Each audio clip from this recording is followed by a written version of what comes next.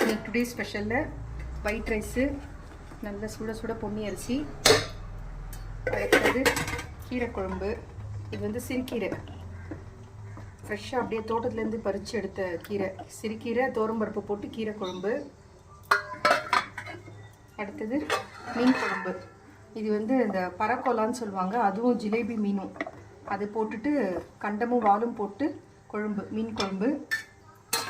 மீன் fry, tiger jalebi ஃபிஷ்ஷுன்னு சொன்னாங்க. So அது கொஞ்சம் ஃப்ரை பண்ணிவிட்டு பறக்கோலான்றது நிறைய பேர் வந்து வாங்க மாட்டாங்க, அது என்னவோ பறக்கோலா அப்படின்ட்டு. ஆக்சுவலாக அந்த மீன் வந்து பறக்கும், அதனால் வந்துட்டு அது வந்து பறக்கோலான்ட்டு பேர். பட் ரொம்ப நல்லாயிருக்கும். ஜிலேபி மீனில் வந்து நிறைய மருத்துவ சக்தி இருக்குது. அது ரிவர் ஃபிஷ்ஷுன்னு சொல்லிட்டு நிறைய பேர் அவாய்ட் பண்ணுறாங்க. பட் நான் கூட ரோகு கட்லாலாம் வாங்க மாட்டேன், ஆனால் இந்த ஜிலேபி ஃபிஷ் வந்து வாங்குவேன், ஏன்னா அவ்வளோ நல்லாயிருக்கும் அது டேஸ்ட்டு. பண்ணுற விதத்தில் பண்ண அருமையாக இருக்கும். நெக்ஸ்ட்டு வந்துட்டு இது வந்து சேப்பங்கிழங்கு ஃப்ரையு. இதேமாதிரி சேப்பங்கிழங்கு கூட நிறைய பேர் வந்து குழகுழன்னு ஆகிடுதுன்னு சொல்லுவாங்க.